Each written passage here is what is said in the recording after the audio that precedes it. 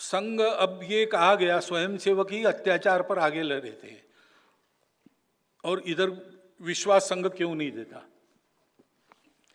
आप ये कहे तो कितने जगह संघ के स्वयंसेवक अत्याचार करते हुए दिखे। मैं प्रूफ की बात नहीं कर रहा हूं, वो तो एक अलग बात है, कोई प्रूफ ही नहीं है इसका। लेकिन प्रूफ नहीं मिल सकता, लेकिन हमने देखा है ऐसा होता है कि हाँ, जब झगड़ा होता है रास्तों पर, तब झगड़े में एक दूसरे को मारता है तो दूसरे को प्रतिकार करना पड़ता है, वो एक अलग बात है। लेकिन हिंदू ने आक्रमण किया मुसलमानों पर या संघ वालों ने आक्रमण किया, कोई सबूत है क्या?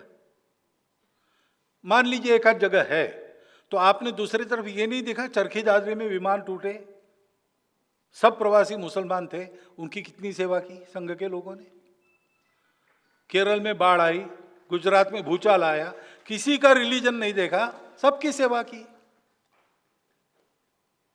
तो ये एक तरफा दृष्टि के कारण ये अविश्वास है, जो नैरेटिव के कारण परसेप्शन बना है, उसके कारण उस परसेप्शन का पर्दा बाजू रखकर थोड़ा सा हिम्मत करके 2 कदम अंदर जाके देखने का साहस हम करें तो आपको दिख जाएगा व्हाट इज फैक्ट। जिन्होंने ऐसा किया है उनको पता है। तो इस आरोप सरासर गलत है। संघ का स्वयंसेवक किसी अत्याचार में विश्वास नहीं रखता, न किसी अत्याचार का समर्थन करता। ऐसा जब हुआ है कहीं संघ की ओर से तो कभी नहीं हुआ। हिंदू समाज के कुछ क्षोभ के कारण अगर कुछ हुआ है, गलत हुआ है, तो मैंने स्वयं सार्वजनिक मंचों से उसकी निंदा की है, ये आप जानते हैं। तो आप कैसे कह सकते हैं संघ ये करता है? नहीं कहना चाहिए। और विश्वास तो फिर आपको देखना पड़ेगा, हम तो छुपे नहीं हैं, हम जो करते हैं खुला है, डंके की चोट पर है। हमने कुछ नहीं, तो मैं आज भाषण में बहुत सारे हमारे मुसलमान भाई भी निमंत्रित है, हिंदू राष्ट्र की बात मैं करता ही नहीं, लेकिन हम ऐसे छुप कर करने वाले, हम जो है सो बता रहे हैं। अब हम बता रहे हैं, कभी भी आप आ सकते, देख सकते हैं, आपको आकर देखना चाहिए। वो नहीं होता है, उधर से कुछ होना आवश्यक है, तो हिंदू समाज का संघ का विश्वास बनेगा। क्योंकि संघ तो ऐसा बिल्कुल नहीं है, हिंदू समाज भी प्रकृति से ऐसा नहीं है, ये ध्यान में रखना पड़ेगा। और ये होने से हमको पता है कि मुस्लिम्स और क्रिश्चियंस ये common consciousness of our past and share culture से जुड़ेंगे, बशर्ते उनको ये पट्टी पढ़ाने वाला काम बंद हो या वो उसको रिजेक्ट करे कि हम पूजा से अलग है, इसलिए समाज से अलग है, संस्कृति से अलग है, हम मुसलमान हैं, हम ईसाई है, लेकिन हम यूरोपियन नहीं है, हम अरब तुर्क नहीं है, हम भारत के हैं, हमारे पूर्वज भारतीय है। ये जब उनके नेतृत्व की भाषा होगी, ये जब वहां सिखाया जाएगा, तब ये बात सब ठीक हो जाएगी। हिंदू समाज मन में आतुरता से इसकी राह देख रहा है, ये होना चाहिए। और वसुधैव कुटुंबकम को एक तरह से उत्तर मैंने पहले दे दिया। देश की व्यवस्थाएं होती है, पृथ्वी एक कुटुंब है, लेकिन कुटुंब में व्यक्ति है, अनेक देश, ये व्यक्ति स्वरूप है। तो अपने कुटुंब में पूरा कुटुंब एक रहता है, लेकिन कुटुंब की व्यवस्था का सम्मान प्रत्येक व्यक्ति को करना पड़ता है। व्यक्ति के अपने स्वतंत्रता पर भी संयम रखना पड़ता है, निर्बंध रखने पड़ते हैं।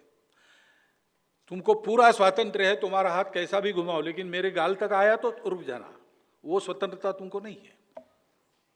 स्वतंत्रता भी एक मर्यादित बात, वो अनुशासन का नाम है, केवल मुक्तता का नाम नहीं है। ये ध्यान में रखना और वैसे करना। इसलिए इलीगल माइग्रेंट्स नहीं आना चाहिए देश में।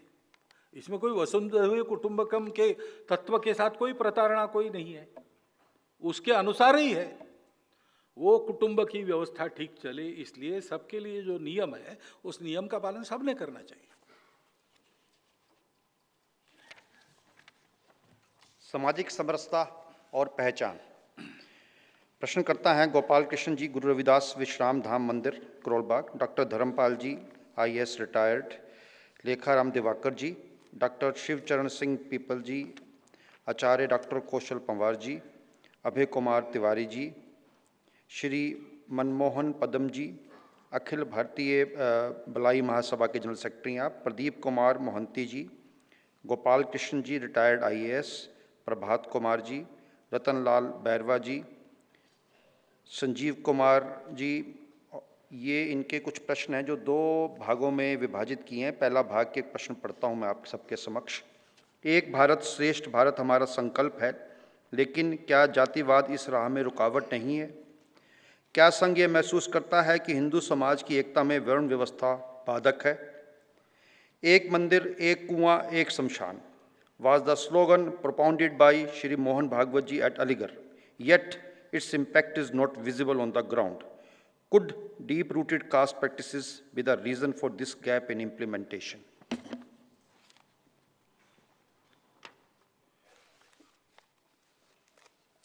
तो जातिवाद तो रुकावट है। किसी भी बात का वाद होता है तो वो रुकावट ही बनता है किसी भी बात में। ये जो जाति और वर्ण नाम की चीज है वो कभी व्यवस्था थी, आज वो व्यवस्था है नहीं, वो अव्यवस्था बन गई है। और जाति और वर्ण व्यवस्था के नाम पर जाति और वर्णों के अभिमान अपना खेल खेल रहे हैं। वास्तव में एक काल सुसंगत नई व्यवस्था, नया रूप लेकर कोई आनी चाहिए जो शोषण मुक्त और समता युक्त रहे, इसकी आवश्यकता है। तो जो आउट ऑफ डेट है, कालबाह्य है, वो जाने वाला है, उसकी बहुत चिंता करने की आवश्यकता नहीं। ठीक से जाए, जाते जाते उपद्रव न करे, ये देखना है। व्यवस्था तो है नहीं, हमारे मन में वो अहंकार है, मैं इस वर्ण का हूं, मैं इस जाति का हूं। और न्यूनगंड भी है, अरे अरे मैं इस वर्ण का हूं, मैं इस जाति का हूं। ये अहंकार समाप्त होना चाहिए, तो वो न्यूनगंड भी समाप्त होगा। व्यवहार होना चाहिए। कल मैंने बताया समरसता के लिए करना क्या है। जाना आना शुरू हो जाए भाई, घर में उठना बैठना एक स्वाभाविक व्यवहार हो, भाषण होने की जरूरत नहीं है। यशवंतराव जी केलकर थे हमारे विद्यार्थी परिषद में, एक विद्यार्थी परिषद के नए कार्यकर्ता अनुसूचित जाति का था, उसको भड़का दिया वहाँ पे कि ये लोग तुम्हारा उपयोग कर रहे हैं, फिर से तुमको फिर झाड़ू लगाने के लिए ही बताएंगे वगैरह। तो वो तिलमिला गया और भरी दोपहर उनके घर गया प्रश्न पूछने के लिए। बेल दबाई, उन्होंने दरवाजा खोला, अरे इतने दोपहर गर्मी में आ गए, आओ आओ बैठो, क्या बात है? उनका बताता हूँ, लेकिन मुझे प्यास बहुत लगी, पानी चाहिए।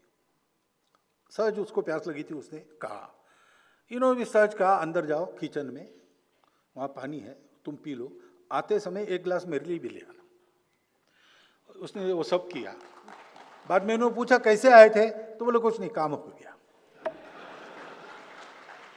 इस प्रकार का व्यवहार चाहिए। अपने भाषण में, बुद्धि में, तर्क में नहीं रहा तो भी चलेगा, लेकिन जो भी आपको दिखता है वहां होता है, इन स्पाइट ऑफ दैट ये अपनापन जाना वहां तक, हृदय का हृदय से स्पर्श हो, इस प्रकार का सहज स्वाभाविक व्यवहार होना, इसकी आवश्यकता है। ये होता है तो सारी बातें होती है। स्वयं से के प्रयत्न कर रहे, लेकिन धीरे धीरे अब इतने डीप रूटेड है सारी बातें, तो उखड़ने में और जो प्रयास चल रहे उसका इम्पैक्ट दिखने में समय लगेगा। फिर देश अपना इतना विस्तृत है और आजकल मीडिया तो रीजनल हो गया, तो इधर जो हो रहा है उसकी खबर उधर नहीं होती, इसलिए अच्छी बातों का भी इम्पैक्ट कम होता है। कभी कभी जो जाना नहीं चाहिए सर्वदूर वो जाता है, लेकिन जो सर्वदूर जाना चाहिए पॉजिटिव न्यूज़, उसमें कमी है।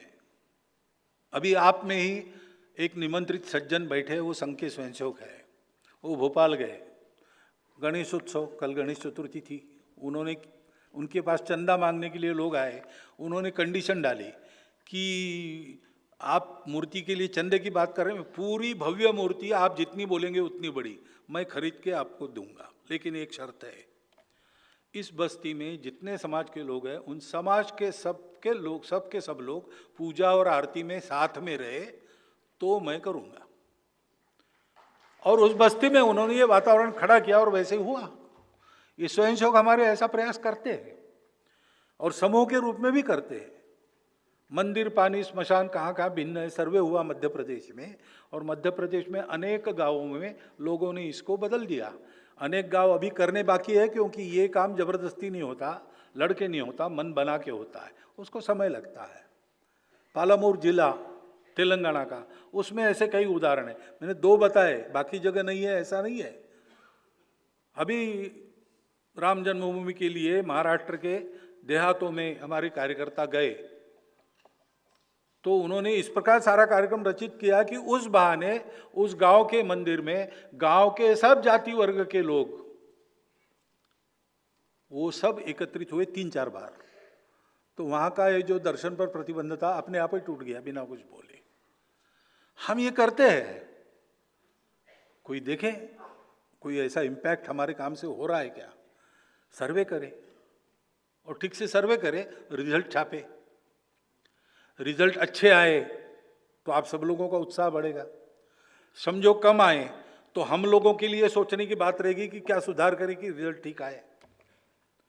लेकिन हम कर रहे हैं, और उसका इम्पैक्ट भी जहाँ कर रहे हैं वहाँ तो हो रहा, बाकी जगह इसको मालूम होना और ये हवा बनना, इसके लिए थोड़ा आपके तरफ से भी सहयोग आवश्यक है, तब वो हो जाएगा।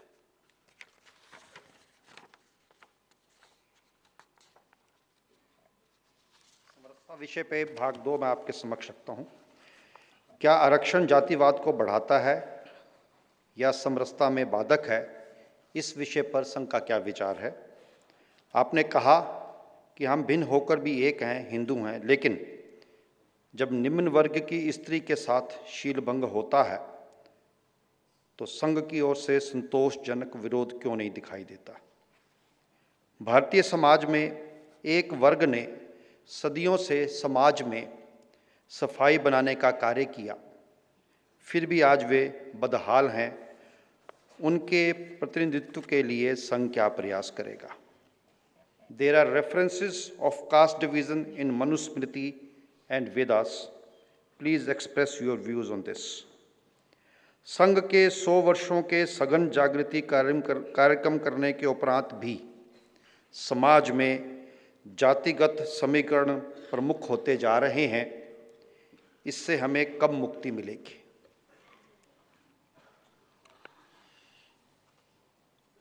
आरक्षण वगैरह वगैरह ये जो विषय है, ये विषय तभी समझ में आते हैं जब मन में संवेदना हो। हमारे जातिगत आरक्षण पर प्रस्ताव है। पहली बार जब प्रस्ताव हुआ तब जैसा समाज में घमासान चलता है इसको लेकर, वैसा घमासान हमारे यहाँ भी चला। यानी घमासान मारपीट नहीं, लेकिन 2 परस्पर एकदम सिरे से अलग विरोधी मत और उनका विवाद। तो सरसंघ चालक हमारे बाला साहब जी थे उस समय, उन्होंने एक सत्र सारा सुना और फिर उन्होंने कहा कि देखो, 1000 वर्षों से इस जातिगत भेद का दंश जिन्होंने झेला है उनके परिवार में अपना जन्म हुआ है, ऐसी कल्पना करके सोचो और अगले सत्र में बोलो। अगले सत्र में आरक्षण के समर्थन का प्रस्ताव सर्वसहमति से पारित हो गया। ये संवेदना का प्रश्न है, इसमें जमा खर्च, किसको कितना लाभ, तर्क करेंगे आप, तर्क से इसका हल नहीं है। अन्याय हुआ, परिमार्जन होना चाहिए, ये भी एक तर्क है। अन्याय जिन्होंने किया वो तो चले गए, आज तो हम इसको मानते नहीं, हमको क्यों तकलीफ, अब ये भी एक तर्क है। दोनों तर्कों में दम है। इसका क्या, इसका हल ये नहीं है। दीनदयाल जी उपाध्याय ने बताया कि भाई खड्डे में कोई गिरा है और उसको ऊपर निकालना है, तो जो खड्डे में गिरा है वो हाथ ऊपर करेगा, अपने पंजों पर खड़ा रह के ऊंचा होने का प्रयास करेगा, और ऊपर जो है वो नीचे झुक के उसको हाथ देगा, तभी होगा। इसकी आवश्यकता है। ये जो बाहर से वाद विवाद चलते सारे इन विषयों के बारे में, उसमें तर्क चलता है। लेकिन मैं कहता हूँ, मैं सार्वजनिक रूप से कहता हूँ, युवकों से बात करते हुए करता हूँ कि भाई अगर 1000 वर्ष हमारे लोगों ने ये झेला है तो हमारे लोग हैं, उनको ऊपर लाने के लिए अगर 200 वर्ष हमने झेला तो क्या फर्क पड़ेगा? अपने लोगों के लिए कुछ छोड़ना होता है भाई, यही धर्म है ना। परसों धर्म की इसमें उदाहरण दिए मैंने, शिबिराणा ने अपना मांस काट के दिया। तो हम कुछ छोड़ेंगे तब हमारे सब लोगों को मिलेगा, तो इसलिए करो, कुछ बात नहीं, होगा थोड़ा नुकसान। ये जब तक भावना नहीं आती तब इस बात को समझ नहीं सकते। संविधान सम्मत जितना आरक्षण है उसको संघ का पहले से समर्थन है, सदा रहेगा। और जब तक उस आरक्षण के लाभार्थियों को लिए लगता नहीं कि इसकी आवश्यकता नहीं भाई है, वो समाज भेद समाप्त हो गया, अब हम अपने बलबूते खड़े रहेंगे, ये दूसरे किसी को दो, ऐसा जब तक उनको लगता नहीं, हम उसके समर्थन में रहेंगे। ये मैं कई बार बोल चुका हूँ, ये संघ की भूमिका पहले से है। अब भेद समाप्त हुआ कब लगेगा, तो ये जो घटनाएं जिसका उल्लेख है प्रश्न में, अत्याचारों की, ये बंद होगी। ये अभी भी चलती है और चलती है। वहाँ संघ के स्वयंसेवक उसका पुरजोर विरोध करने के लिए खड़े हो जाते हैं। उन सब का विचार है कि ऐसी बातों में हमको जाना चाहिए, देखना चाहिए, सत्य और न्याय के पक्ष में खड़ा होना चाहिए। लेकिन सब जगह उनकी ताकत नहीं है। पूरे संघ की ताकत ठीक है, लेकिन मेरे गांव में संघ का क्या प्रभाव है, ये अलग अलग है। और जहां ताकत है वहां खड़े रहने के बाद भी वो खड़े रहे, ऐसा आता नहीं, ये भी हो सकता है। या कहीं पर वास्तव में वो नहीं आए हो, तो ये उनकी कमी है, ये उनकी त्रुटि है, वो हमको सीधी ठीक करनी पड़ेगी। लेकिन मन तो हमारा यही है कि ऐसा जहाँ जहाँ होता है वहाँ स्वयंसेवक जाए, समाज में इसके कारण आपस में झगड़े होने न दे, सत्य और न्याय के पक्ष में खड़े होकर न्याय दिलवाए। ये सब स्वयंसेवकों ने करना अपेक्षित है। विभिन्न कारणों से नहीं होता है, बिना कारण नहीं होता है, तो हमारी कमी है। स्थानीय संघ कार्यकर्ताओं के ध्यान में आप ला दीजिए, उसका इलाज होगा। जो ऐसे दुर्बल वर्ग है उनके आरक्षण के लिए प्रयास हम करेंगे, लेकिन करते तो एक बात होती है, लोग कहते कि बीजेपी की वोट बैंक बढ़ाने के लिए संघ कर रहा है, तो ये भी होना नहीं चाहिए। उसके कारण दोनों ओर गलतफहमियां होती है, विषय बाजू रह जाता है। तो हम ज़्यादा उचित ये समझते हैं कि समाज में अपने वर्ग की उन्नति के लिए उस वर्ग की लीडरशिप खड़ी हो, वो प्रामाणिकता से, निस्वार्थ बुद्धि से, हम एक वर्ग के नेता है लेकिन हम पूरे समाज के अंग है, ये मानकर करें। ऐसा नेतृत्व खड़ा हो, इस दिशा में हमारे प्रयास चलते रहेंगे। उससे इसका हल होगा और इसमें जो न्याय और सत्य का पक्ष है उसके साथ संघ नीतिगत रूप से सदैव खड़ा रहेगा। बाकी ग्रंथों में ये रेफरेंस अगर है तो हम उनको नहीं मानते। हमको ऐसे हो सकता है, लेकिन हमारे सब धर्माचार्यों ने 1972 में उडुपी में एकत्र जाकर ये कह दिया है कि हिंदू शास्त्रों में छुआछूत, ऊंच नीच, अछूताई यानी अस्पृश्यता, इसका कोई स्थान नहीं है। तो ऐसा रेफरेंस कहीं मिल भी जाए तो भी उसका अर्थ कुछ गलत लगा होगा, ऐसा मानना, उन ग्रंथों को छेड़ना नहीं। क्योंकि पूरे हिंदुओं के इतिहास में ग्रंथ तो बहुत है, मनुस्मृति सहित, उसके अनुसार हिंदू ने व्यवहार किया है ऐसा कम है। हमारे यहाँ दो प्रमाण है, एक शास्त्र है, दूसरा लोक है। और शास्त्रात रूढ़िर्बली ऐसा है, यानी लोक जो चाहता है वो होता है। पुस्तक में जो है, ग्रंथों में जो है, हम वैसे नहीं चलते, और इसलिए हमारे यहाँ एक ग्रंथ नहीं है। और ग्रंथों के अर्थ अलग अलग किए हैं लोगों ने अपनी अपनी सुविधा के अनुसार। तो पूरे इतिहास में मनुस्मृति के अनुसार देश चला, पूरा देश कभी नहीं चला। मेजॉरिटी देश अपने अपने सुविधा के अनुसार चला। ये जो मैंने कहा श्रम प्रतिष्ठा, उसके क्षरण के कारण ऊंच नीच की भावना, पहले स्वच्छता की भावना, अस्वच्छता की भावना, अस्वच्छता को अपवित्रता बना दिया, अपवित्रता के कारण ऊंच नीच हो गया, ये ऐसा विकसित हुआ है। कब से हुआ पता नहीं। तो मूल वहाँ इलाज करना, सब लोग समाज के अंग है, समाज के सब अंग अपना अपना काम करते हैं, ऊंच नीच कोई नहीं है, सबकी प्रतिष्ठा समान है, सब अपने हैं। ये भाव जगाना वो करना पड़ेगा। संघ वो कर रहा है। ग्रंथों का इसमें बहुत संबंध नहीं है। ग्रंथ हमेशा स्मृतियां तो बदलती है समय के अनुसार, और नई स्मृति की आवश्यकता है। हमारे धर्माचार्य लोग सब विचार करें और सभी भारतीय समाज के वर्ग, पंथ, उपपंथ, जाति, उपजाति सबको समाविष्ट कर सकने वाली, उनके लिए व्यावहारिक आचरण सिखाने वाली एक नई स्मृति उत्पन्न करे, ऐसा हमको लगता है। अब ये जागृति का कार्यक्रम है। जातिगत समीकरण राजनीतिक दृष्टि से प्रमुख होते जा रहे हैं। वो दृष्टि जाएगी तो क्या करना? तो सद्भावना बैठक की बात मैंने कल बताई। जाति बिरादरी के प्रमुख बैठते रहेंगे और 3 बातों का विचार करेंगे तो ये राजनीति चले अपने जगह, लेकिन समाज में दो फाड़ नहीं होंगे, समाज में विभाजन नहीं होगा। वो होना चाहिए। सामाजिक विषयों को लेके कुछ प्रश्न आए हैं। प्रश्नकर्ताओं के नाम एक हैं। मिनट, समय होते जा रहा है। आप बैठने के लिए राजी है कि नहीं? प्रश्न बाकी है। चलो,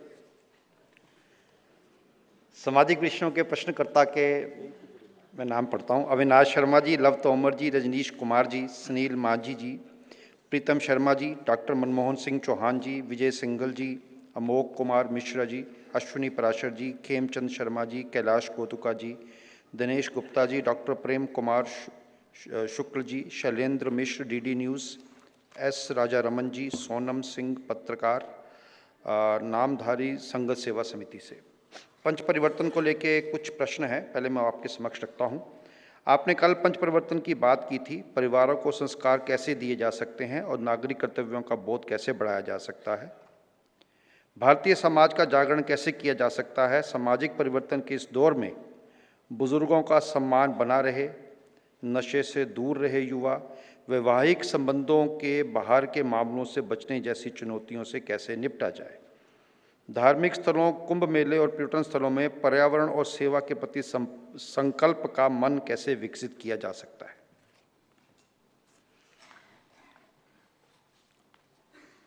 तो अभी एक उदाहरण देता हूं मेले पर्यटन स्थलों के बारे में। एक आह्वान हमारे पर्यावरण गतिविधि ने किया, थाली थैला। तो उसको बहुत बड़ा प्रतिसाद सारे देश से मिला और वहां भी सब अखाड़ों ने उसको स्वीकार कर लिया। अब ये ऐसा क्यों हुआ?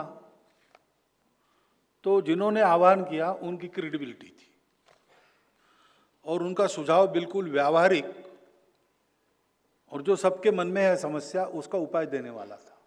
उन्होंने तुरंत स्वीकार कर लिया।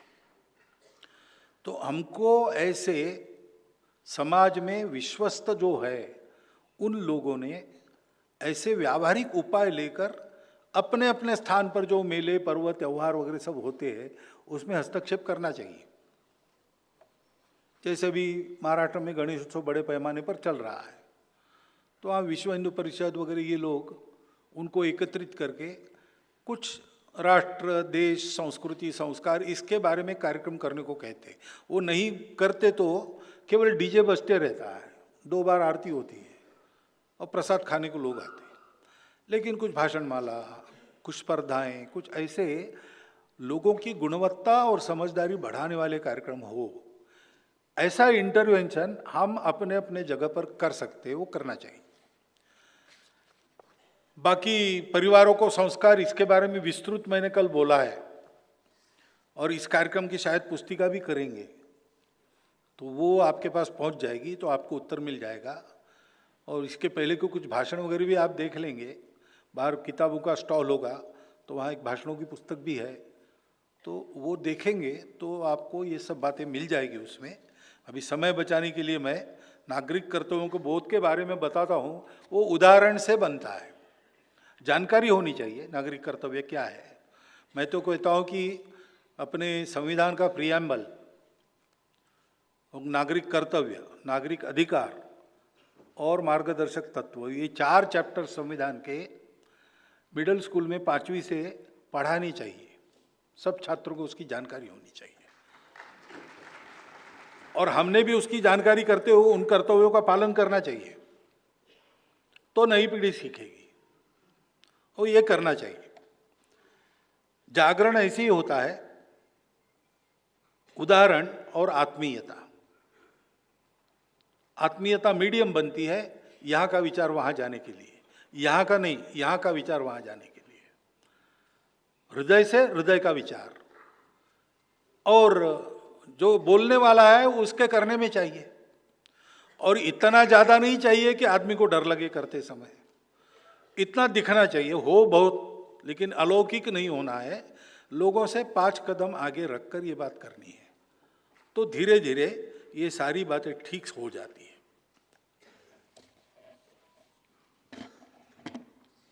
भाषा को लेके कुछ प्रश्न है। क्या नेशनल लैंग्वेज आवश्यक लगती है? बढ़ते भाषा विवाद के समय संघ का क्या मत है?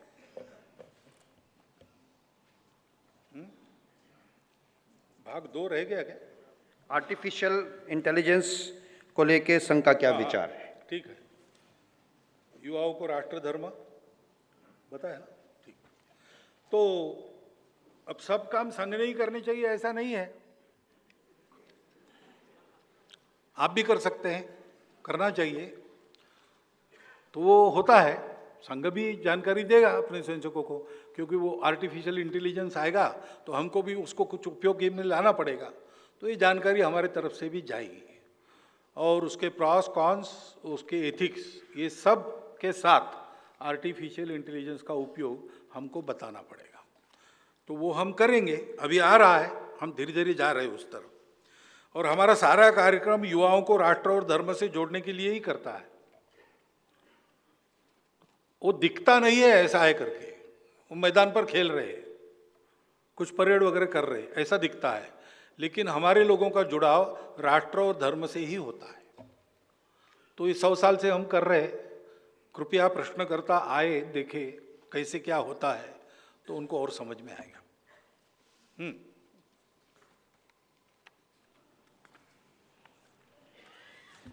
भारत में जन्मे पंथ और मत को लेके कुछ प्रश्न है।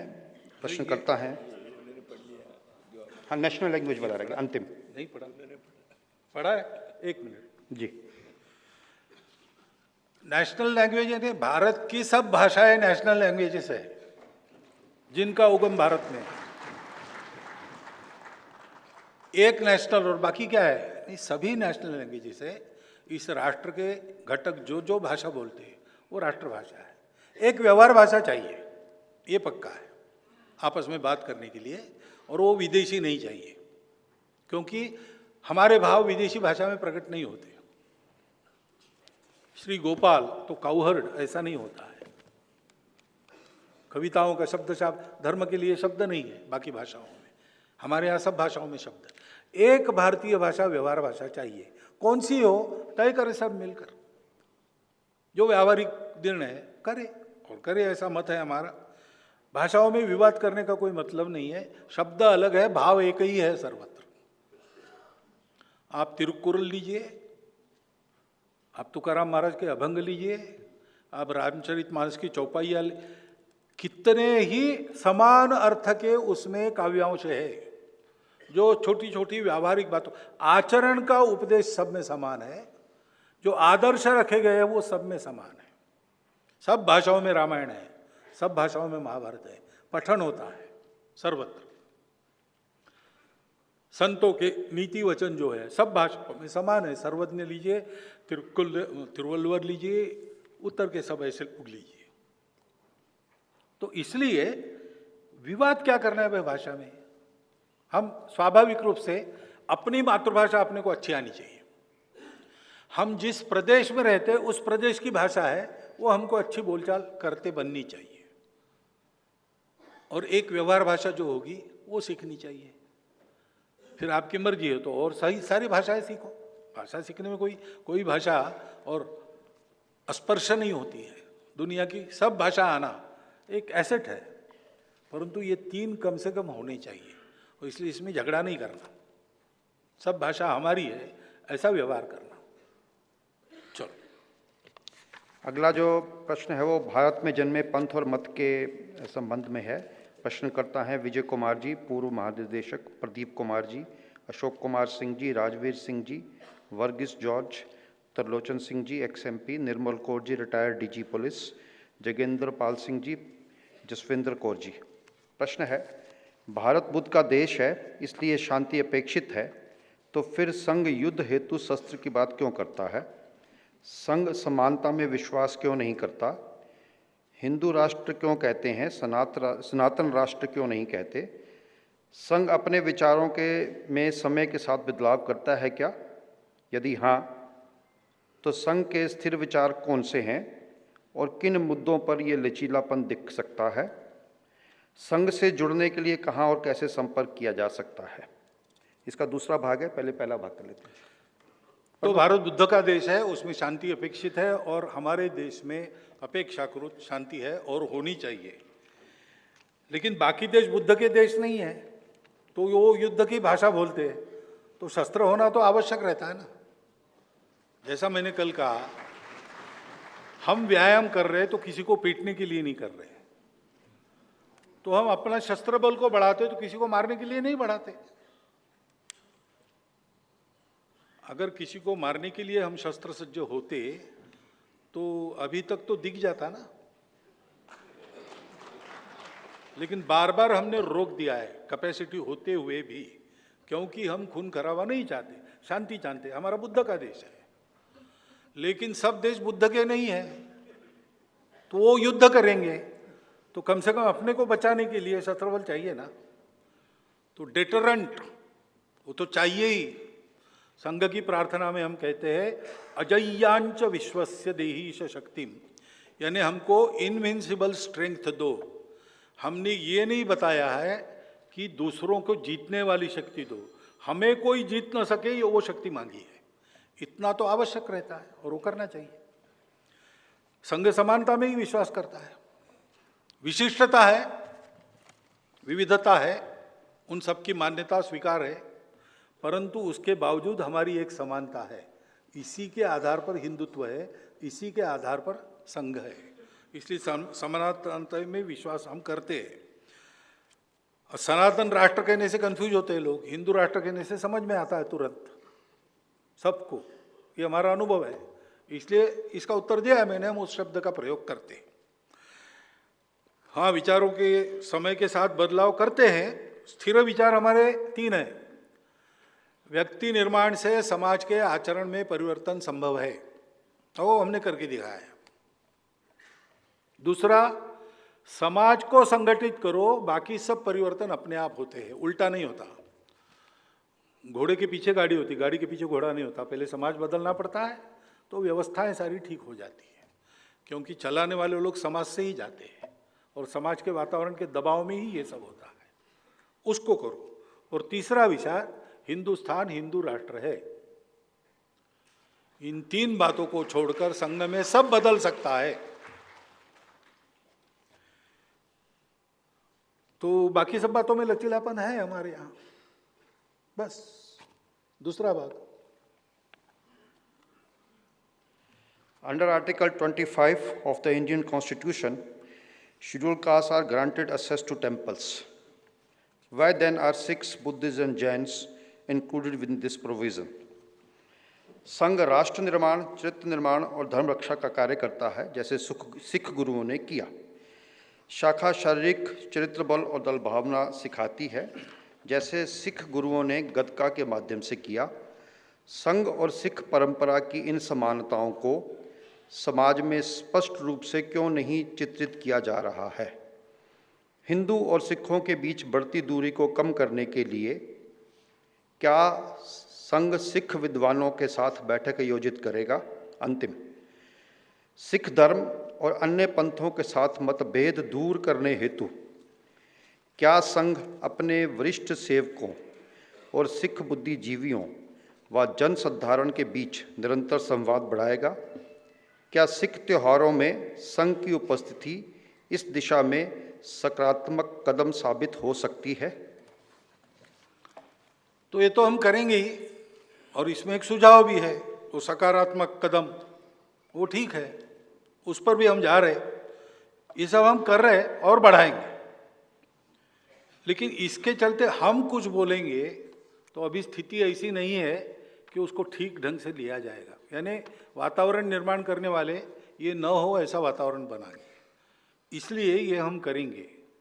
लेकिन जैसे दूसरा भाग आपने पूछा है, जैसा सिख गुरुओं ने किया वैसा संघ भी कार्य करता है। ये हम बोलने से ज़्यादा आप लोग सब देखें और आप बोले तो वो ज़्यादा परिणामकारक होगा और ज़्यादा जल्दी होगा। बाकी मंदिरों के प्रवेश के बारे में हम तो मंदिरों में सबके प्रवेश के मत के है, तो हम तो चाहते सबका मंदिर एक हो हिंदुओं का।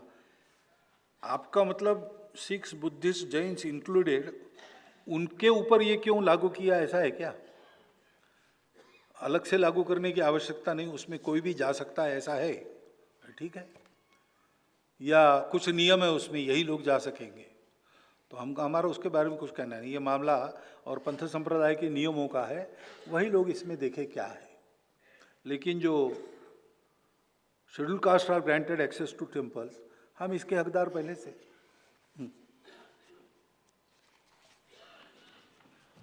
शिक्षा को लेकर कुछ और प्रश्न हैं। प्रश्न करता है नितिशा यादव जी, पंडित राम कुमार शर्मा जी, डॉक्टर राजगोपाल एस जी, संजीव नंदा जी, कपिल प्यासी जी, अनूप कुमार त्रिवेदी जी, विकास गौर जी, हरपाल सिंह जी, विनोद किंकर साहित्यकार हैं, संदीप ठाकुर जी, कमल घनशाला जी, संजय शर्मा इंडिया न्यूज़ से हैं, रजनी खेदवाल जी, संजीव नंदा जी, कुंवर शेखर विजेंद्र जी, राकेश कुमार जी, आशीष रंजन प्रसाद जी, डॉक्टर मार्कंडे आहूजा जी एवं प्रेम कुमार शुक्ल जी। शिक्षा स्वास्थ्य सुविधाएं सर्वदूर मिलें, सस्ती मिलें, आवश्यक वैसे ही धर्म ज्ञान और मूल्यवान मिलें, ऐसा कैसे हो सकता है? क्या शिक्षा प्रणाली में सुधार की आवश्यकता लगती है? बाकी दोनों प्रश्न जो है पहले कवर हो गए हैं, टेक्नोलॉजी वाला है और युवाओं वाला है, तो ये दो प्रश्न हैं जी। तो इस सभी प्रश्नों का उत्तर लगभग पहले प्रश्न के उत्तर में आ गया है। टेक्नोलॉजी में भाषा कैसे विकास करे, तो वो नई टेक्नोलॉजी में भाषा विकास करने वालों के पास आपको जाना पड़ेगा। परंतु यहाँ अशोक चक्रधर जी कल थे, तो उन्होंने उनका अनुभव, वो आर्टिफिशियल इंटेलिजेंस में भाषा का काम करते हैं, तो उन्होंने कहा कि हम आर्टिफिशियल इंटेलिजेंस बालक जैसा है, उसको सिखाना पड़ता है। तो मैंने उसको संस्कृत की कारिकाएँ वगैरह ये सब सिखाई, व्याकरण के नियम सिखाए, ये सब सिखाया, तो वो अब कविता भी करने लगा। तो अगर यही काम करना है तो नई टेक्नोलॉजी में क्या क्या फीड करना है वो फीड करे, तो हमारे काम उससे बनते जाएंगे।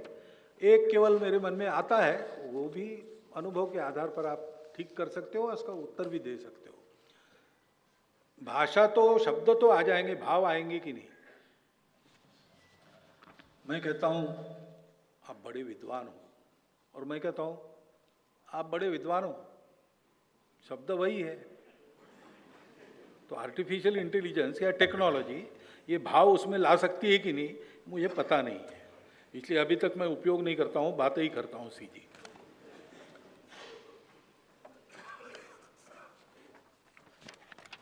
संघ को समझने की जिज्ञासा स्वाभाविक है। प्रश्न करता है मुजीब मशाल जर्नलिस्ट हैं आप, राकेश जिंसी जी सोशल वर्कर हैं, डॉक्टर शिल्पा शंकर राव, अंजलि राय मेहता जी फिल्म मेकर हैं, नरेश कौशल जी, बंटी चौरसिया जी, पुरुषोत्तम दास वर्खिया जी आप सोशल वर्कर हैं, उमाकांत चौधरी जी, शैलजा नैयर जी, अमन जिंदल जी, हरीश चंद्र बर्नवाल जी। 5-6 प्रश्न हैं, मैं सभी आपके समक्ष रखता हूँ।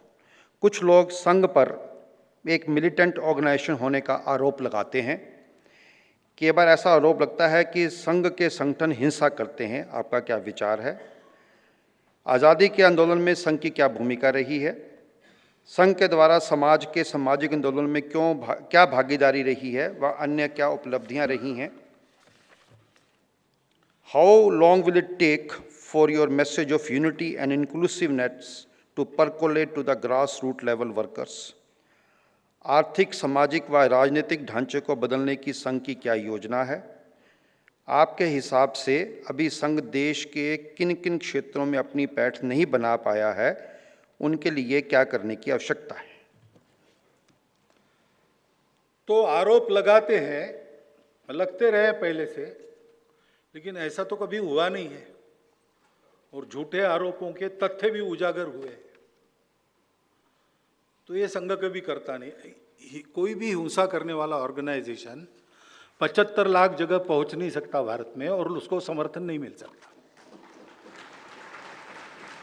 ये सीधे समझने की बात है।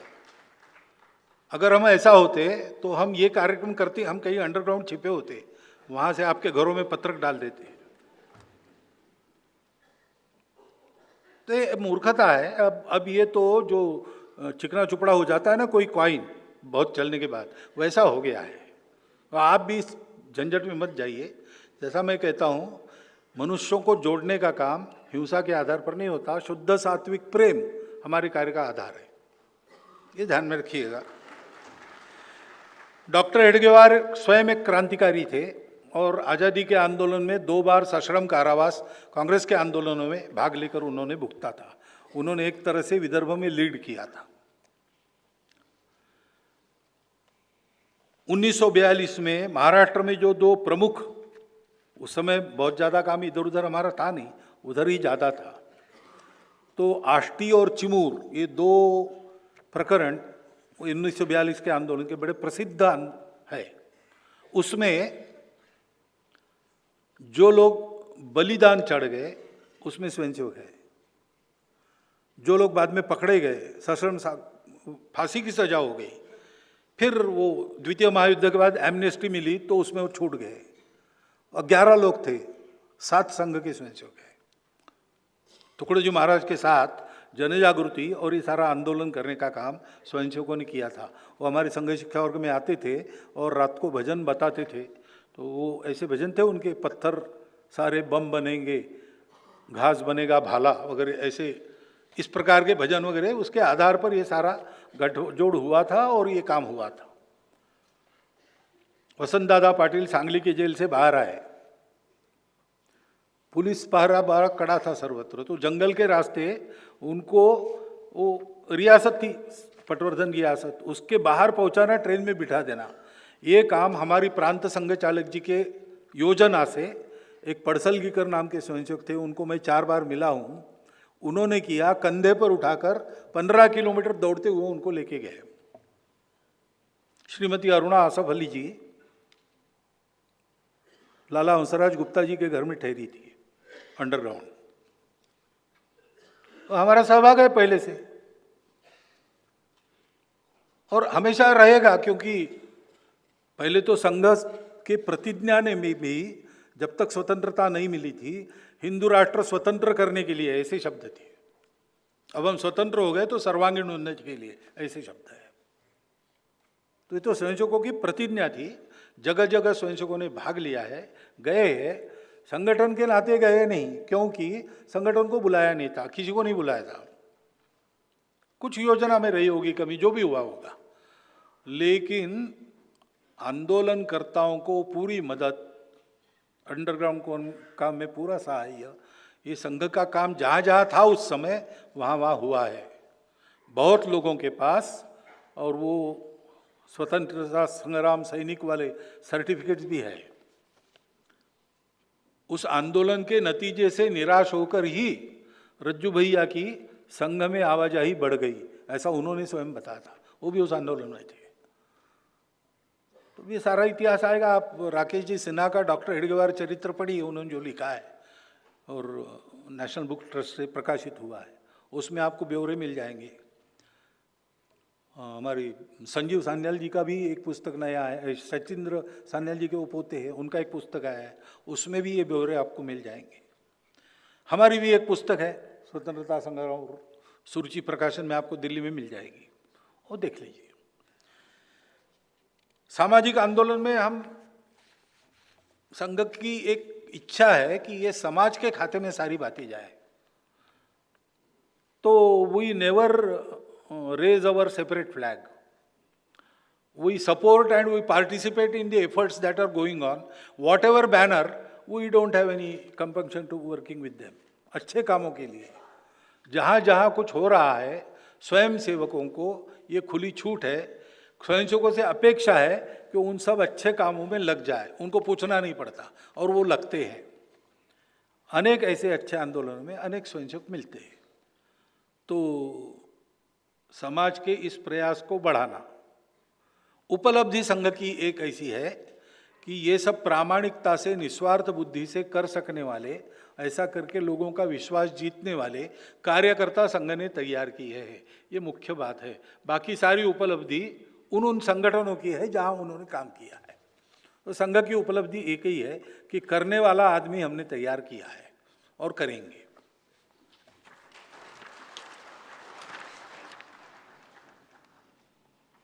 हाउ लॉन्ग इट विल दिखा था, तो I don't know how long it will take. You will have to go to an astrologer to ask that. But as long as it will take, we are going to work. Unless we finish our job, we are not going to rest. That I can assure you. और संघ की योजना नहीं होती, संघ शाखा चलाता है, स्वयंसेवक तैयार करता है। स्वयंसेवकों की योजना होती है। आर्थिक, सामाजिक, राजनीतिक सब क्षेत्रों में संघ के एक या एक से अधिक संगठन काम कर रहे हैं, उनके द्वारा धीरे धीरे व्यवस्था परिवर्तन हो रहा है। जैसा मैंने बताया, मजदूर संघ ने मजदूर क्षेत्र का एक नया दर्शन दिया है, जिसकी चर्चा आज इंटरनेशनल लेबर ऑर्गेनाइजेशन में भी हो रही है। तो ये ढांचा बदलने की ही प्रक्रिया रहती है। तो ऐसे मॉडल्स उस क्षेत्र में खड़ा करना, प्रतिमान खड़ा करना, इसके लिए संगठन काम कर रहे, धीरे धीरे होगा। और अब ऐसे बहुत थोड़े क्षेत्र हैं जिसमें हम अपनी पैठ नहीं बना पाए, लेकिन हम वो बनाएंगे। सारा शताब्दी का जो एक साल है, उस एक साल में यही हमारे प्रयत्न चलने वाले हैं। और उस साल के बाद हम सब क्षेत्रों में अपना प्रतिनिधित्व लेकर उभरेंगे और अपना काम आगे जारी रखेंगे। संघ जिज्ञासा की श्रृंखला में कुछ नाम मैंने आपके समक्ष पढ़े, कुछ और पढ़ देता हूँ। Vikas Bhadauria ji, Anamitra Sen Gupta ji, senior journalist, doctor S Y. Qureshi, former chief election commissioner of India, Deepak Chaurasia ji, senior journalist, Mayank Kumar Agarwal ji, Amod Kumar Rai ji, Vivekanand Paranjpe ji, Nirmala Ganapathy ji, senior journalist, Shri Avinash Tiwari ji, senior journalist PTI, Shri Aman Sharma ji, CNN news 18 and Paritoshik ji. अगला प्रश्न है, शताब्दी दीर्घ यात्रा में कभी किसी गृहस्थ स्वयंसेवक को महासचिव या सरसंघ चालक नहीं बनाया गया। नए क्षितिज का संकेत देते हुए क्या हमें ये कल्पना करनी चाहिए कि भविष्य में कोई गृहस्थ स्वयंसेवक महासचिव की कुर्सी से व्याख्यान देगा। इसी के साथ जुड़ता हुआ प्रश्न है, should Indian leaders retire at 75 and why? क्या संघ को लगता है 75 वर्ष के बाद राजनेताओं को भी पद छोड़ देना चाहिए? भागवत जी recently said that once you turn 75 and someone puts a shawl on your shoulder, one should retire. Many think this was a reference to Prime Minister Narendra Modi to retire at 75 years. What are your comments? इसी श्रृंखला में अंतिम है, कुछ समय पूर्व आपने मोरोपंत पिंगले जी के कथन का हवाला देते हुए कहा था कि 75 सालगिरह पर शाल पहनने का मतलब है अब आपकी उम्र आ गई है। क्या आप संन्यास की तरफ इशारा किया गया है? क्या 5 वर्ष के लिए चुने गए व्यक्ति पर भी 75 वर्ष की परंपरा लागू होती है? पूरा भारत, अच्छा वो अलग कर रहे हैं। तो जानकारी आपको थोड़ी कम है।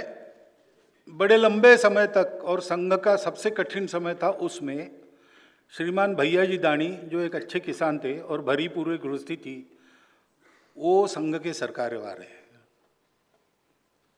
तो ऐसा नहीं है कि गृहस्थ स्वयंसेवक काम नहीं कर सकते या यहाँ आ नहीं सकते, लेकिन यहाँ आने के बाद पूरा समय देना पड़ता है और गृहस्थ को गृहस्थी भी संभालनी होती है। और संघ की अपेक्षा है कि जो भी काम स्वयंसेवक करे, अच्छा करे, तो गृहस्थी भी अच्छी संभाले। तो उनकी स्थिति ऐसी थी कि घर गृहस्थी अच्छी चल रही थी और उसको किसी के हाथ में देकर वो घूम सकते थे, तो वो बने। और आज भी लगभग मैं जितना भाषण दे रहा हूँ एक दिन का, उतना देने वाले हमारे अनिल जी तो गृहस्थ ही है ना। हमारे सह संपर्क प्रमुख भारत जी गृहस्थी है। संघ में हम प्रचारक लोग 3500 है और कार्यकर्ता हमारे छोटे बड़े दायित्वों को मिलाकर वो लगभग 5-7 लाख होंगे। We are a hopeless minority. लेकिन हम अवेलेबल है क्योंकि हम पूरा समय गृहस्थी नहीं है, इसलिए ज़्यादा कार्यभार हम पर डाला जाता है। आप ये समझिए कि गृहस्थ लोग हमारे सर पर बोझा देकर हमको पीछे चला रहे हैं। मार्केट उनको जाना है, माल हमारे कंधे पर है, तो हम उनके मजदूर हैं। तो ये हमको यहाँ बिठाते, प्रणाम देते, इससे आप संघ बड़ा विचित्र है, अंदर आके ही आप समझ सकते हो उसको। बाकी 75 साल की बात है। तो मोरोपंत जी को मैंने कोट किया, वो बड़े मजाकी आदमी थे। He was so witty that his witticisms made you bounce in your chair or your line, and it was very difficult to maintain the dressing. So once in our program, we all were there, all India Karyakartas, and he completed his 70 years. So our Sarkar Vivas Sheshadri ji, he gave him a shawl and asked him to say something. He was saying, no, there is no need to buy. This shawl also is not needed. But then he stood up and he said, you see, you might be feeling that you have felicitated me, but I know that when this shawl is given, it means that now your age is over. You please sit in a chair calmly and see what happens. ऐसा वो विटिसिज्म है उनका। उनके चरित्र का, his biography was inaugurated in Nagpur in English, and I was speaking there. I cited how witty he was. 3 or 4 incidences I told there. And Nagpur people have also seen him very closely, so they were enjoying it. I never said that I will retire or someone should retire.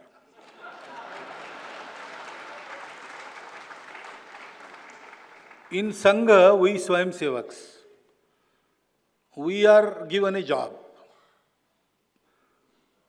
whether we want it or not. So if I am 80 years old and Sangha will tell me, go run a shaka, I will have to go. I cannot say I have completed 75 years, I want to enjoy the retirement benefits. No, there is no benefit in Sangha. And even if I am 35, Sangha may say, you sit in the office. We do whatever Sangha tells us. We don't say, I will do this. I want this, I want that. No, that is not allowed. And we are not there for it because we don't want to accomplish anything. So whatever they say, I am Sarsanga Chalak. But do you think I am the only one who can be Sarsanga Chalaks? There are at least 10 people here. They are sitting in this hall. Any time, they can take this mantle and carry on. But they are very busy and their contribution is valuable. They cannot be spared. I was the one who can be spared. So, this is not for retirement of anybody or myself. We are ready to retire any time in the life, and we are ready to work as long as Sangha wants us to work. That is the thing.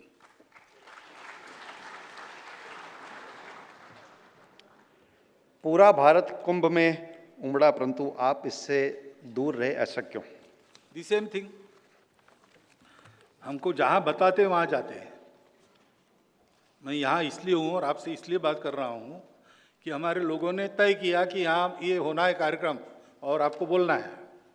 मैंने ये भी कहा था कि पिछले बार मैं बोला, अब लोग बोर हो जाएंगे फिर से सुनकर, आप 4 जगह 4 अन्य लोगों के व्याख्यान रखो, लेकिन उन्होंने नहीं माना तो मुझे करना पड़ा। ऐसे ही कुंभ में मैंने डेट्स निकाली थी आने की, लेकिन कुंभ में तो हमारे सभी अधिकारी गए थे, वहाँ संघ था, मैं नहीं था, क्योंकि हमको बताया गया कि उस समय बहुत भीड़ रहेगी, अन्य आपके जो आगे पीछे कार्यक्रम है उसमें डिस्टर्ब हो सकता है, आप मत आइए, आप जाइए। ठीक है, मैंने कहा भाई इतना बड़ा पुण्य सब लोग ले रहे और मुझे आप वंचित कर रहे हो, संघ की आज्ञा है तो मैं कुछ कर नहीं सकता, कम से कम पानी भेज दो कलकत्ते में। तो कृष्ण गोपाल जी ने मेरे लिए कुंभ का जल भेजा और मौनी अमावस्या के दिन मैंने कलकत्ते में उस जल से स्नान करके अपने आप को, लेकिन अभी संघ का काम है जिसके कारण मैं उस पुण्य से वंचित हो गया, अब उसके लिए मैं कुछ नहीं कर सकता हूँ। संघ हमको कहा कहेगा नरक में जाओ तो मैं जाऊँगा। अगले प्रश्न करता है अरुण कुमार जी, साहिल सहगल जी, श्री जयंत जी, राजेश कुमार जी, सीनियर जर्नलिस्ट। 100 वर्षों के बाद संघ अपने लिए अंतर्राष्ट्रीय भूमिका के बारे में क्या विचार कर रहा है? विदेशों में संघ कार्य कैसे कर सकते हैं? विदेशों में संघ कार्य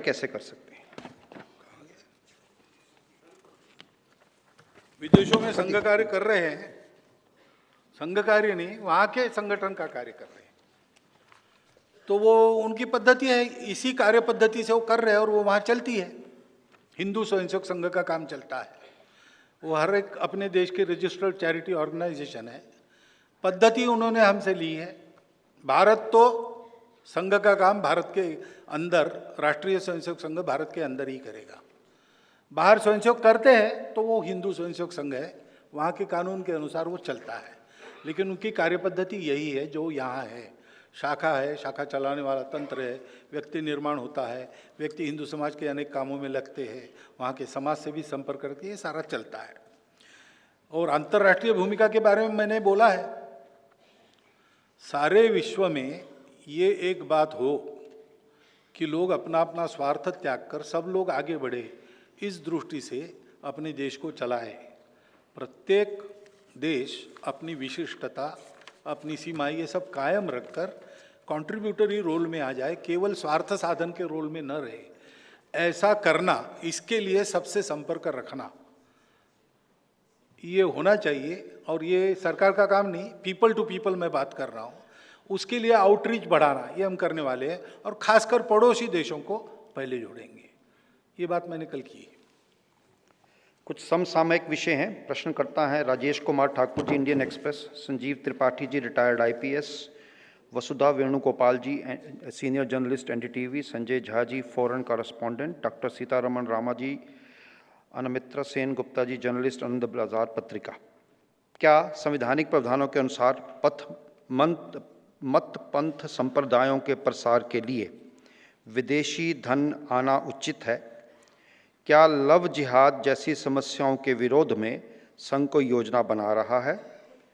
how to reclaim Hindu temples? Mister Bhagwat said, food is not linked to religion, but in some BJP ruled states, non-veg sales are banned during festivals. Does RSS support such bans? आपने सार्वजनिक रूप से कहा था कि राम मंदिर बनाने का आग्रह हमारा था, हमने इस आंदोलन को समर्थन किया। काशी मथुरा के बारे में हमारी ऐसी कोई योजना नहीं है। क्या आप संघ प्रमुख के नाते अपने निर्णय पर अटल हैं या इसमें कोई बदलाव है? अंधविश्वास को वैज्ञानिक दृष्टिकोण से दूर करने के लिए संघ द्वारा कौन से कार्य किए जा रहे हैं?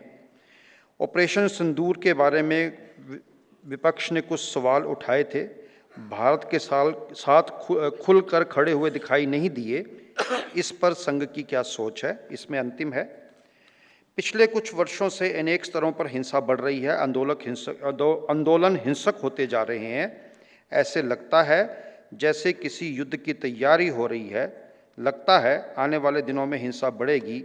संघ इस दिशा में क्या सोचता है? तो मतपंथ संप्रदायों के लिए विदेशी धन आना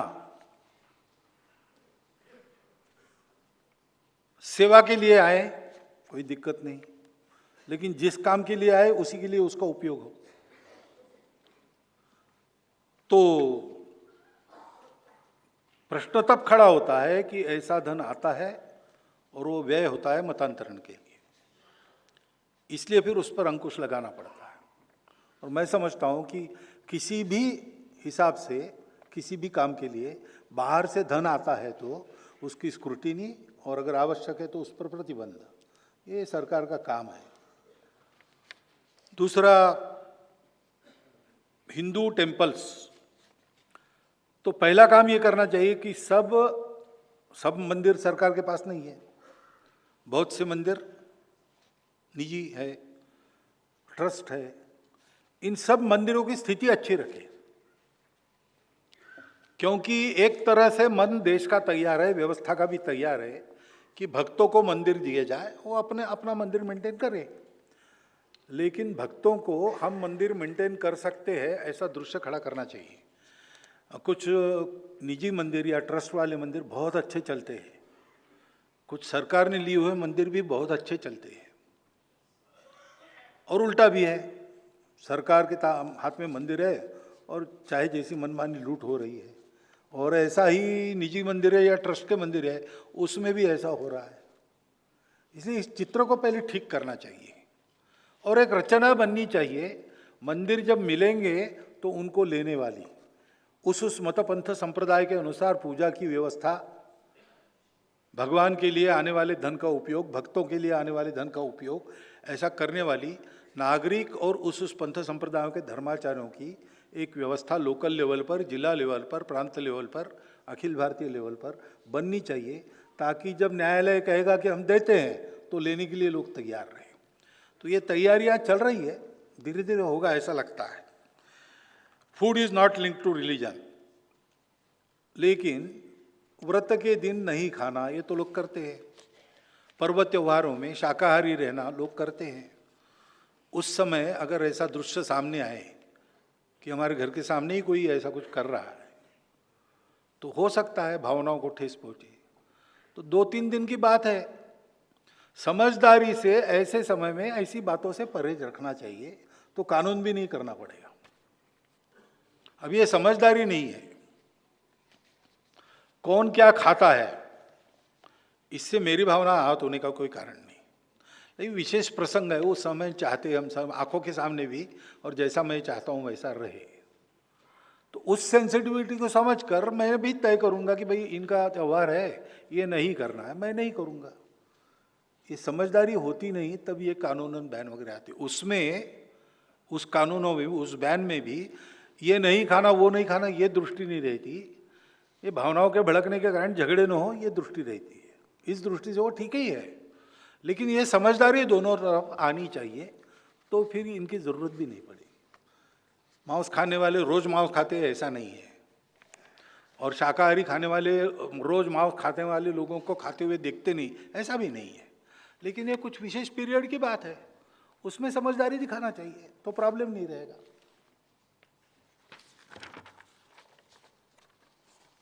आंदोलन में संघ जाता नहीं, एकमात्र आंदोलन राम मंदिर था जिसमें हम जुड़े इसलिए उसको आखिर तक ले गए। अब बाकी आंदोलनों में संघ जाएगा नहीं,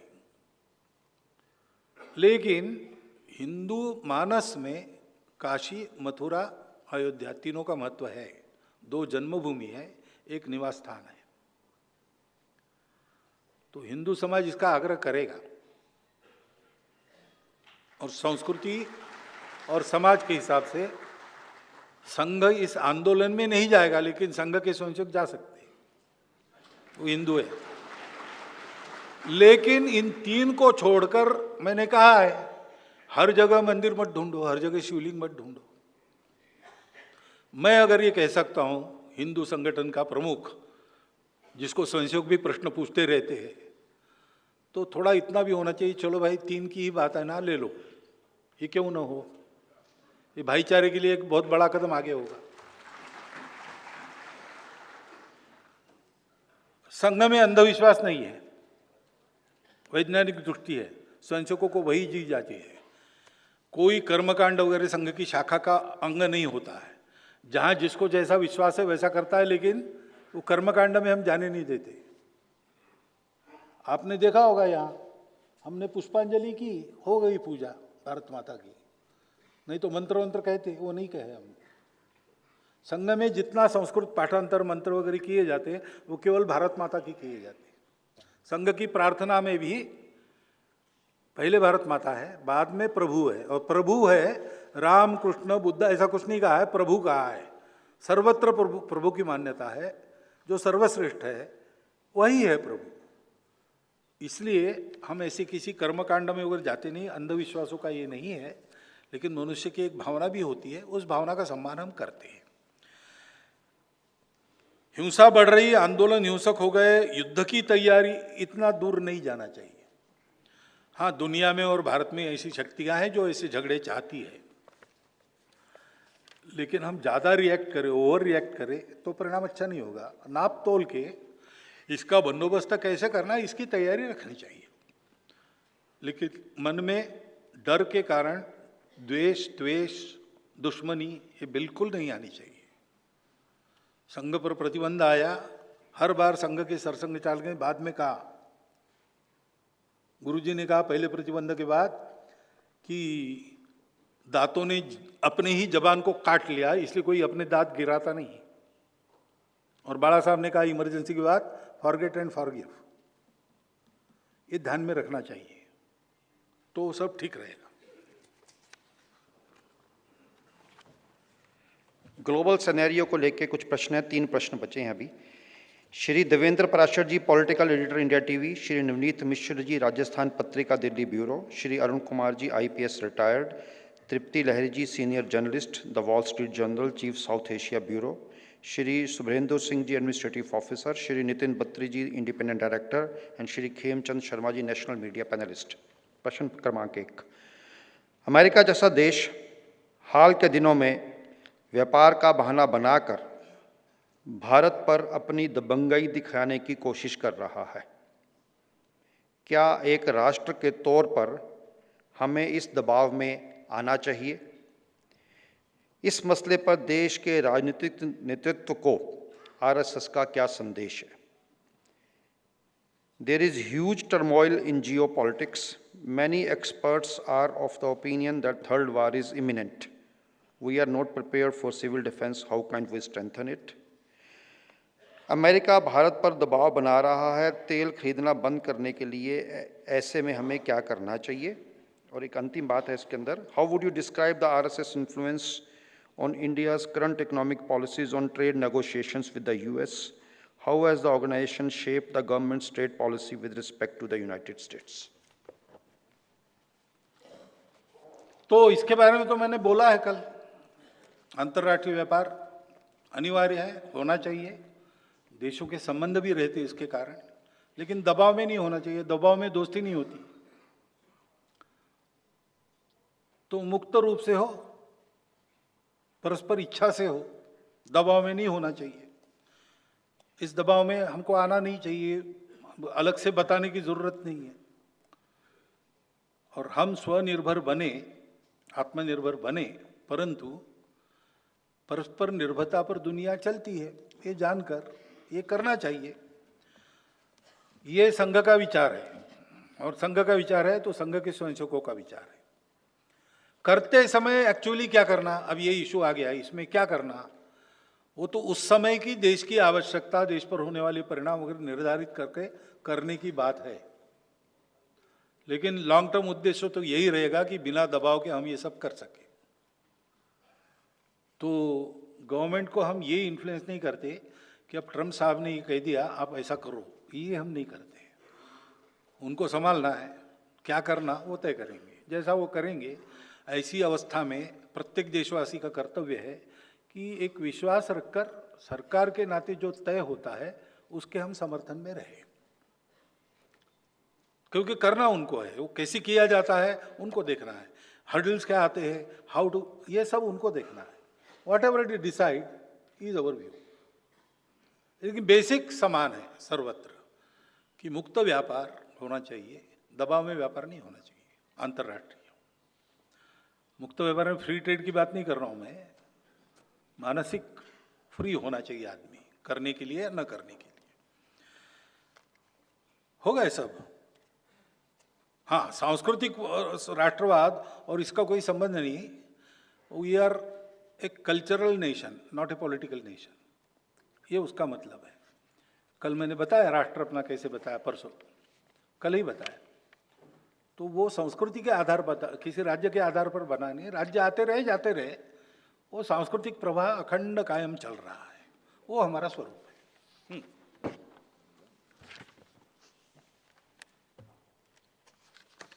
समय की मर्यादा को देखते हुए 4 प्रश्न हैं, उनका मैं समावेश कर रहा हूं और पूज्य सरसंघ चालक जी से समाधान की प्रार्थना है।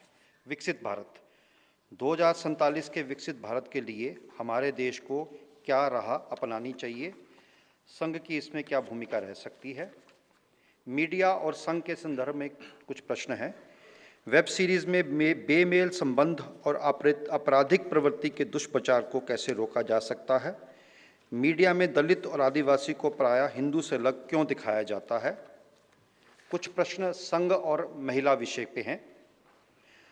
संघ में महिलाओं की अलग से शाखा क्यों है और उन्हें मुख्य संगठन में स्थान क्यों नहीं दिया जाता? शाखा में से अधिक महिलाओं को जोड़ने के लिए क्या उपाय कर सकते हैं? क्या संघ में महिलाओं की सुरक्षा के लिए कोई संस्था है? महिलाओं की सहभागिता संघ में बहुत कम है, वो किस प्रकार संघ से जुड़ सकती हैं? और एक जो अंतिम प्रश्न है आज का, संघ का आगामी लक्ष्य क्या है? ये 4 प्रश्न मैं पूजनीय सरसंघचालक जी से प्रार्थना करता हूं, इस पे समाधान करेंगे। तो विकसित भारत के लिए क्या करना चाहिए? एक तो देश के लिए जीना मरना सीखना चाहिए। बेसिक बता रहा हूं मैं, पॉलिसीज बहुत है, उसका वर्णन करूंगा तो समझ जाएगा। दूसरी बात है कि उद्यमिता बढ़नी चाहिए। देशभक्ति बढ़ने से देश की सुरक्षा निश्चित होती है, उद्यमिता बढ़ने से देश की इकोनॉमी धीरे धीरे ठीक होती है। तो हम करेंगे, दुनिया में कोई कुछ बनता है, हमारे देश में सब बनेगा, ये करना चाहिए। तो इन 2 बातों पर हम जोर देंगे तो आज तरुण पीढ़ी में ये उत्साह है कि हम अपने देश को बनाएंगे। ये मादा भी है कि हम अपने स्वार्थ की नहीं सोचेंगे, देश को भी बड़ा करेंगे। थोड़ी दिशा देना आवश्यक है, तो ये हो जाएगा। उसी से भारत आत्मनिर्भर भी बनेगा, विकसित भी बनेगा। हमको अपने विचारों के आधार पर अपना मॉडल खड़ा करके चलना चाहिए सब बातों में, ये एक आवश्यक है। क्योंकि हम देख रहे हैं इकोनॉमी के परिणाम क्या क्या होते हैं। तो आगे वाले को ठोकर लगी है तो पीछे वाले ने सावधान होकर थोड़ा रास्ता बदलना चाहिए। ये कब होगा? जब हम सोचेंगे कि हम क्या है, हमको कहाँ जाना है, हमको क्या करना है। उसके आधार पर हमारा अपना विकास का मॉडल होना चाहिए। हमारा अपना विकास का मॉडल बहुत अलग है और आज के सब प्रश्नों का उत्तर देने वाला है, लेकिन उस पर अभी हम बढ़े नहीं है। विचार तो हो रहा है, लेकिन एक कॉन्क्रीट सब जगह, जैसा मैंने कहा कुछ बातों में 180 डिग्री टर्न लेके जाना पड़ेगा। और नीति के नाते जिनको करना है उनको और बहुत कॉन्स्टेंट रिस्ट्रेंट्स है, उसमें से रास्ता निकाल के जाना पड़ेगा धीरे धीरे, लेकिन मन में रखकर करने की बात है। और मीडिया ऐसा क्यों करता है, वैसा क्यों करता है, वो तो मीडिया को ही पूछना चाहिए। हम तो सबको एक मानते हैं, हम किसी को अलग मानते नहीं, क्योंकि कोई अलग है नहीं। सब लोग भारत में अनादिकाल से रह रहे हैं और अलग दिखते हैं, अलग है नहीं। जो पहले आदिवासी थे वो ग्रामवासी नगरवासी हो गए। आज इतने हजारों वर्षों के बाद कपड़े अलग हो गए, देवी देवता अलग हो गए, वो तो होती ही है। भाषाएं अलग बन जाती है। किसी भी देश के बढ़ने का ये परिणाम होता है, उसमें विविधता उत्पन्न होती है और हमारे यहाँ किसी विविधता को मिटाया नहीं जाता। इसलिए तब से जो विविधता है चली, वो आज भी चल रही है। तो उसको देखना चाहिए, मीडिया सोचे उसके बारे में करे। देश को एक दिशा देनी है, संस्कार भी देना है, ये सोचकर करें। महिलाओं के बारे में बताया मैंने। एक राष्ट्र सेविका समिति 1936 में चली, तब से ये तय है कि वो वहाँ काम करेगी, शाखाएं वहाँ चलाएगी। हम शाखाएं पुरुषों में चलाएंगे, पैरेलल रहेंगे, मिलेंगे नहीं, एक दूसरे की मदद करेंगे। और इसमें कुछ परिवर्तन करना है तो राष्ट्र सेविका समिति को हमको बताना पड़ेगा कि अब बदलो, तब हम बदलेंगे। हम उस वचन का पालन कर रहे हैं। वो जब बताएंगे कि आप भी करो, तब हम करेंगे, नहीं तो हम उनकी मदद करेंगे। और उनकी भी अब 10,000 शाखाएं हो गई है, उनकी भी 50 के ऊपर थोड़ी प्रचारिका है, वो भी काम बढ़ रहा है अच्छी तरह से। बाकी सब कामों में पुरुष और महिला मिलकर काम करते हैं और महिला नेतृत्व भी करती है। विविध संगठनों में, संघ के स्वयंसेवकों के द्वारा चलाई हुई गतिविधियों में, संघ के स्वयंसेवकों के द्वारा चलाई हुई संस्थाओं में, सेवा भारती की अध्यक्ष महिला है, ऐसी कई बातें हैं। तो महिला इस रूप में संघ से जुड़ी है और प्रत्येक स्वयंसेवक का घर संघ का घर होता है, केवल स्वयंसेवक नहीं होता है, तो वो भी महिलाएं जुड़ी है। अनेक महिलाएं हमारी आचार पद्धति हमारे नए मुख्य शिक्षक से ज़्यादा अच्छी जानती है, और उसको 2-4 गीत ही पाठ है, इनको 25 गीत पाठ है, कंठ पाठ है, ऐसी अवस्था है। तो जुड़ी है और उनके सपोर्ट से ही हम चल रहे। We cannot ignore them and we don't want to ignore them, we want to organise whole of this society. तो उनका रोल है, अच्छा रोल है। बाकी व्यवस्था में भी ये हो, ऐसी हमारी इच्छा है। 50% महिलाएं हैं, रिप्रेजेंटेशन हो सब जगह। वो संघ में उनकी सहभागिता कम नहीं है, कभी कभी हमारा कान पकड़ के भी वो हमको ठीक करती है। और महिला सब रोल कर सकती, हमारा विश्वास है। स्टेटस के बारे में इक्वल स्टेटस है, परस्पर पूरक है, महिला और पुरुष दोनों मिलकर सृष्टि बनती है। तो इसलिए जो भी कुछ होना है, कुछ होना नहीं है तो अकेले रह सकते, कुछ होना है तो दोनों साथ चाहिए। ये महिलाओं का रोल है, ये महिलाओं का स्टेटस है, ऐसा हम मानते हैं। हिंदू राष्ट्र घोषित नहीं करना है, वो है, ऋषि मुनियों ने उसको राष्ट्र घोषित कर दिया है। हिंदू शब्द आजकल करते, वो किसी अधिकृत घोषणा का मोहताज नहीं है, वो एक सत्य है। मानने से आपका लाभ है, न मानने से आपका नुकसान है, आजमा के देख सकते हैं। संघ के सदस्यता की कोई प्रक्रिया नहीं, संघ में आना, शाखा में आना, कहाँ जाना, एक तो कार्यकर्ता पकड़िए आप कोई आसपास वाला, आज भी आपने कुछ चेहरे देख लिए, उनको ढूंढिए, या वेबसाइट पर जाइए, संघ के एक बटन है ज्वाइन आरएसएस वाला, उसको दबाइए तो आपको कांटेक्ट मिल जाएगा, वो आपको बताएंगे। और इतने सारे काम चलते हैं स्वयंसेवकों के और संघ के भी, उसमें आप सहभागी हो सकते हैं।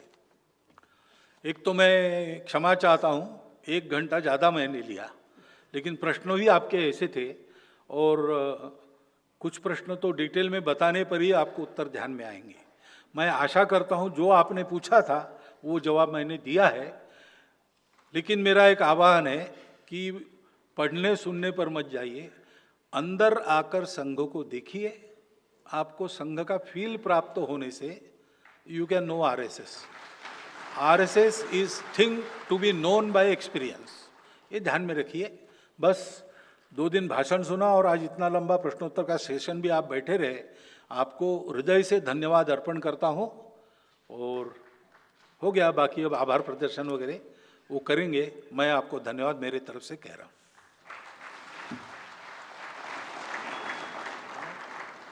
इससे पूर्व कि मैं माननीय क्षेत्र संचालक जी को आभार प्रदर्शन के लिए आमंत्रण दूं, अभी राष्ट्रगान के बाद आप सभी को आमंत्रण है, जलपान और चाय लेके जाइएगा। और बाहर पुस्तकें हैं, उसका मैंने पहले अनुरोध किया था आपसे कि सभी के लिए एक एक हमने व्यवस्था की है, तो सभी एक अपना अपना पुस्तकों का थैला अवश्य लेके जाइएगा। पुस्तकों की सेल भी है, वहाँ से कोई अगर काउंटर से लेना चाहें तो उसे भी ले सकते हैं।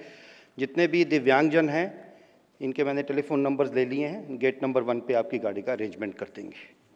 आगामी लक्ष्य आपने पूछा था, कल बताया था मैंने, मैं अधिकृत अभी नहीं बता सकता। कल मैंने सूची की थी, विचार में क्या है, तय तो संघ करेगा तब आपको बताया जाएगा।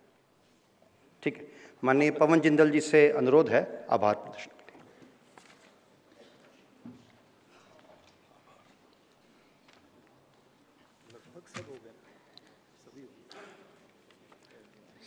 सौ वर्ष की संघ यात्रा नए क्षितिज विषय की व्याख्यानमाला में आपकी गर्मामयी उपस्थिति और सहभागिता हेतु हम हृदय से आभारी हैं। इस 3 दिवसीय व्याख्यानमाला में अपना बहुमूल्य समय निकालकर आप सभी बंधु बहनों, जिनमें अनेक देश के डिप्लोमेट, समाज के ओपिनियन मेकर, वैज्ञानिक, पत्रकार, उद्योगपति, डॉक्टर, चिंतक, लेखक, कलाकार, शासन प्रशासन प्रमुख, समाज जीवन में अपने अपने क्षेत्र में शीर्ष स्थान रखने वाले व्यक्तित्व पधारे हैं, हम अंतर्मन से उनका धन्यवाद करते हैं। मीडिया जगत के बंधुओं और बहनों, जिन्होंने इस कार्यक्रम को भारत ही नहीं विश्व भर में पहुंचाया है, हम उनके प्रति अपना आभार व्यक्त करते हैं। हम दिल्ली पुलिस अर्धसैनिक बल का धन्यवाद करते हैं जिन्होंने सुरक्षा यातायात व्यवस्था में को उत्तम रीति से संभाला। एनडीएमसी का बहुत धन्यवाद जिन्होंने इस क्षेत्र की सफाई एवं अन्य व्यवस्थाओं को सुंदर रूप दिया। विज्ञान भवन के सभी अधिकारी कर्मचारियों का बहुत बहुत आभार जिन्होंने इस हाल की सभी व्यवस्थाओं को संभाला और समय पूर्व व्यवस्थित किया। अंत में हम उन सभी बंधुओं बहनों और संस्थाओं का सहृदय धन्यवाद करते हैं जिन्होंने परोक्ष और अप्रोक्ष रूप से इस कार्यक्रम को सफल बनाने में सहयोग किया। हमें विश्वास है कि समाज को नेतृत्व प्रदान करने वाले आप जैसे प्रभावी जनों के सद्भाव और सहयोग से राष्ट्र को उसकी महान भूमिका तक पहुंचाने में हम सब मिलकर सफल होंगे। भविष्य में भी हम आपके मार्गदर्शन और सहयोग की अपेक्षा करते हैं। पुनः आपका बहुत बहुत धन्यवाद।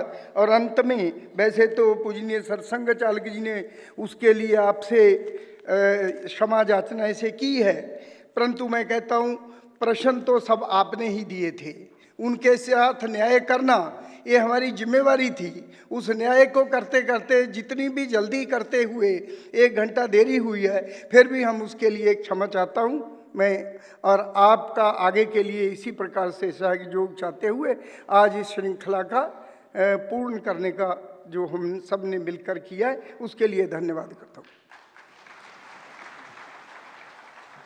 राष्ट्रगान के लिए हम सब खड़े होते ही हैं।